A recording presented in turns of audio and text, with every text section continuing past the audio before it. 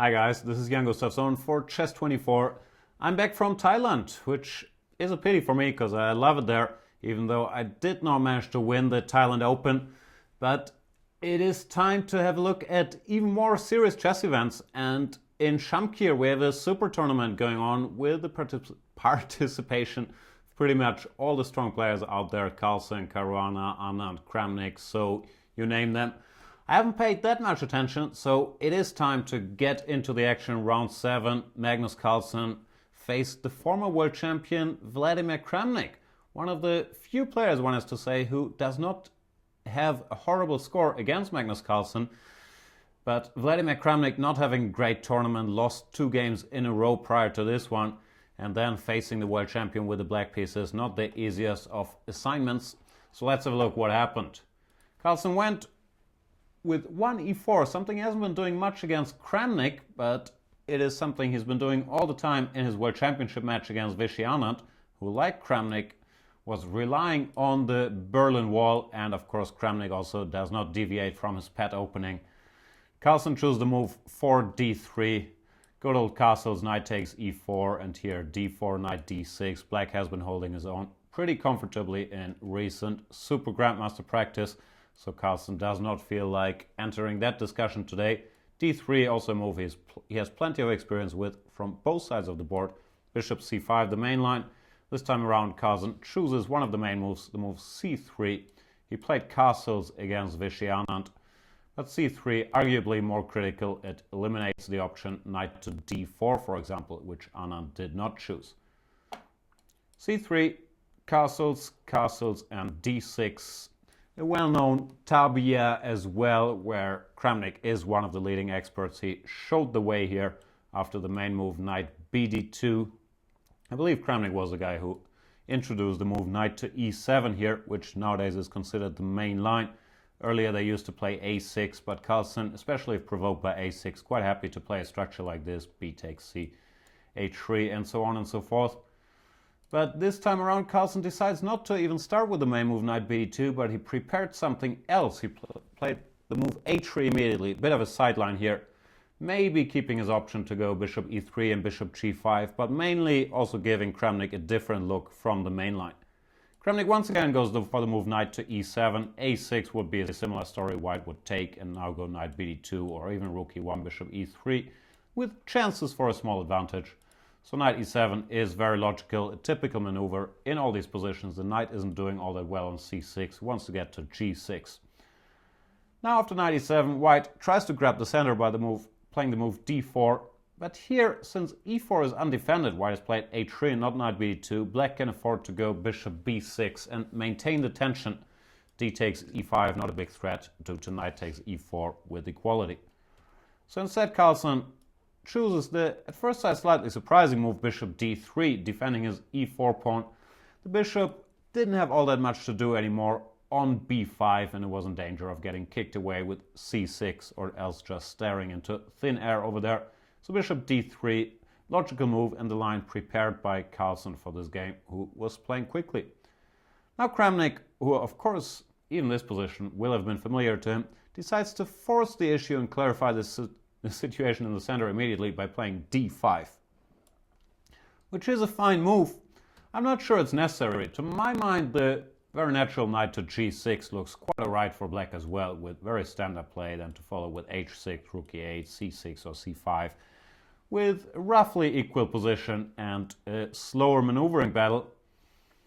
But d5 is a more concrete approach, and of course a slow maneuvering battle is not necessarily a recipe for success against Magnus Carlsen. So d5, of course, one of the main points is e takes d, runs into e4, winning a piece. Therefore, Carlsen goes for knight bd2, maintaining the tension in the center for now.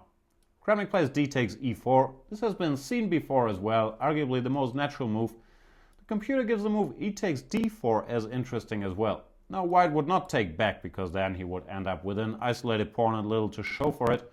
Instead, white would go for the intermediate move e5, which looks quite dangerous. I'm not sure. My computer gives knight h5 and says black is alright, but over the board this looks extremely scary, and maybe analysis would also show this is bad. For example, knight g5 looks quite dangerous when g6 is forced, and moves like knight takes h7 are already in the air. Point being king h7 runs into queen takes h5. But it seems like after knight h7, rook e8, black manages to stick around. Still, this was not to the liking of Vladimir Kramnik, and probably rightly so. He took on e4, knight takes, bishop takes, e takes d4, simplifying the game quite a bit. Now, if white were to take back on d4, c takes d, once again, he would just have an isolated pawn, and I believe black is totally fine here. Knight f5, for example. This has been played, c takes d, in a game by, I think, Paco Vallejo on the black side. Knight takes d4, also not very impressive, any move. Rook e8, let's say, with rough equality. But here is where Carlsen had prepared a little surprise. So he did come very prepared for this game. Sometimes people say he doesn't have openings. It's true he doesn't always go for the main lines, but he does have ideas, and this is one of those. Queen c2 offering a pawn sacrifice, but in order to accept that, black would have to weaken his position and play f5, which after bishop d3, d takes c3 does look very scary for black. I'm not sure, even b takes c seems to give good compensation here. Move like rook e1 is also quite possible, or something like bishop c4 check, king h8, bishop g5. I believe Kramnik was right to decline that invitation to grab a pawn, because these positions do look too scary for him. And Kramnik just played the much more natural move h6. Now, for example, rook d1 looks natural, but black once again should manage to equalize this position. Maybe even knight c6 is possible here. Carlsen has a different idea. Once again, this must have been prepared at home. The move a4, trying to harass the black bishop. a5 is of course possible, stopping the further advance of the pawn. But a5 has its drawbacks in some lines. Here, after knight takes d4, for example, I believe white has some chances to come out with a small edge. a5 slightly weakens this construction on the queen side, and it's not something black wants to do. Another interesting move was c5, trying to maintain the extra pawn for now and also stopping the white threat of a5. But then it looks like white once again could generate a bit of an initiative. I'm not sure how serious it is, but he will get this pawn on d4 back, and black struggles a little bit to get his pieces out, because his bishop on e4 is quite powerful, and to push it away you would have to go f5, seriously weakening your king. So Kramnik chose a very sober and I think good move, the move c6, limiting this bishop and preparing the square c7 for his bishop, at the same time stopping the threat of a5, or so it would seem. Now rook d1 was played, finally starting to reclaim this pawn by using the pin on the d-file, and Kramnik plays sensible moves, knight to d5, knight takes d4, and rook to e8. Rook e8, a very natural move, occupying the open file. In view of the next white move, it came into consideration to go a5 here as well, maintaining rough equality.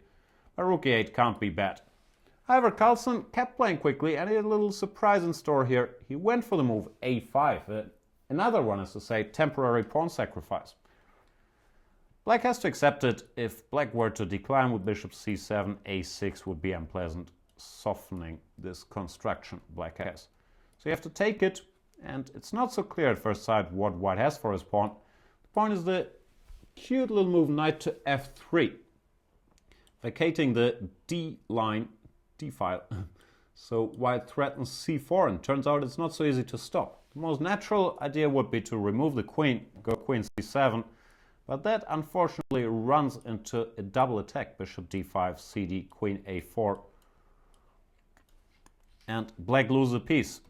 So black, surprisingly, actually only has one move to parry white's threats here, but this move is good enough. He goes b5, stopping c4. If white were to try to threaten it again after b3, he would lose a c3 pawn, so you can't do that. Instead, Carlsen's point was now to just return with the knight.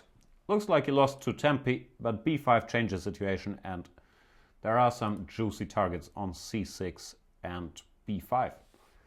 Still, so far, Kramnik has played completely naturally, and had he made one more natural move here, the move bishop b7, I believe he would have managed to neutralize Carlsen's new idea in this line. Bishop b7 seems like white has nothing better than to take on d5, c takes d, knight takes b5, bishop to b6. This position is equal. The black two bishops compensate for his isolated pawn. something like bishop f4, queen f6, and black does not have any particular problems, it's just an equal position. Kramnik also could not explain why he did not go for this during the press conference. He said he miscalculated a lot of things after the move he chose, the move bishop c7, and this move is a serious mistake, which, yeah, it's quite hard to explain why Vladimir Kramnik, with all his calculating skill and understanding, would go for this line.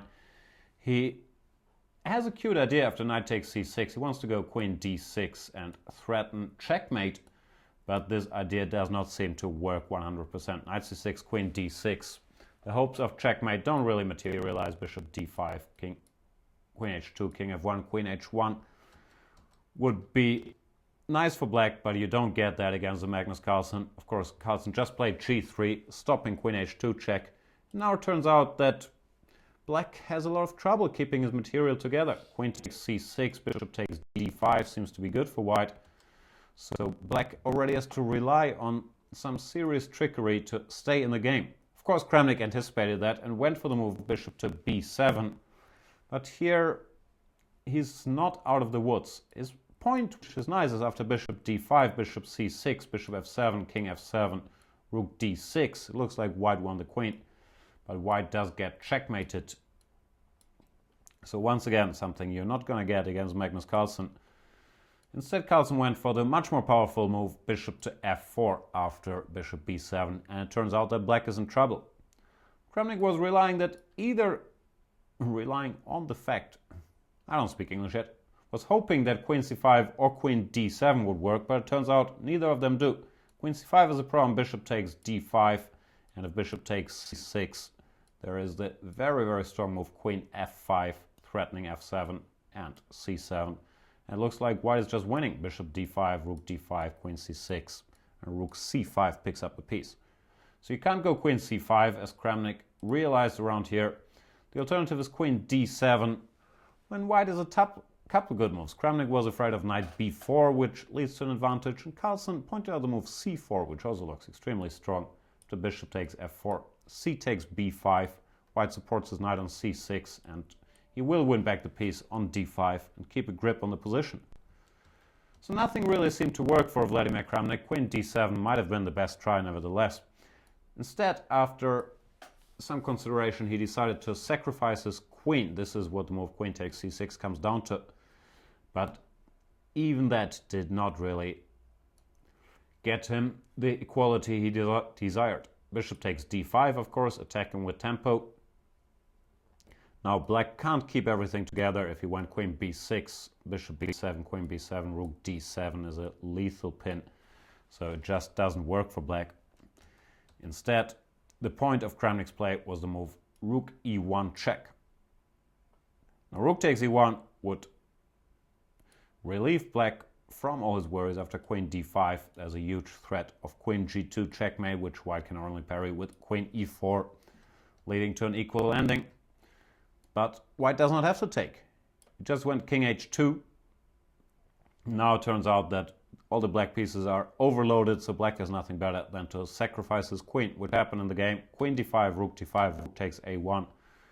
Hoping once again for this rook to go the wrong way when rook h1 would be checkmate. White only has one move, but it's good enough.